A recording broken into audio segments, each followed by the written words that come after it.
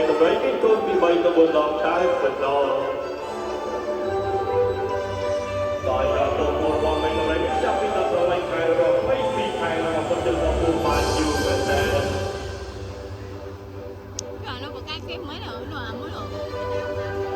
បាទហើយចំណែកដល់តម្រៃបនខ្ញុំនៅក្នុងមួយថ្ងៃចាប់ពី200គីឡូដល់300គីឡូឯនោះក្នុងតម្រៃនីមួយបាយការបោកទុំទាំងវិញក្នុងមួយថ្ងៃចាប់ពីប្រហែលទៅដល់2ហើយទេ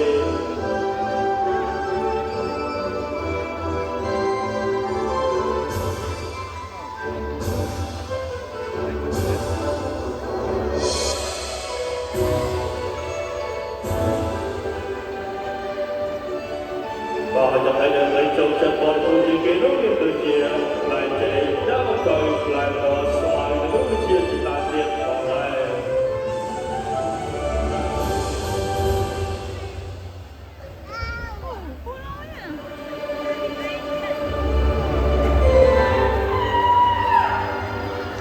ตัวเล็กๆเป็นจัตรุปนุบาลรัตน์ได้ชนปีรุก็อาจจะมีสายมันตรงกลางเกมบอลคนได้บอลเรารู้เตรียมโดยไล่ตั้งแต่$10เป็นดอล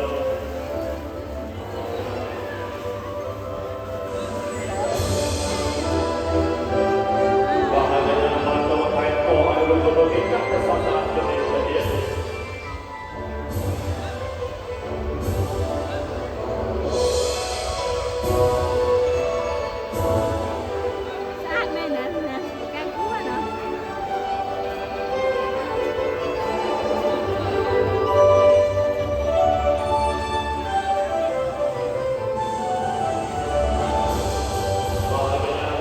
ទូរូបយ៉ាងជាសាស្ត្រតែដល់ប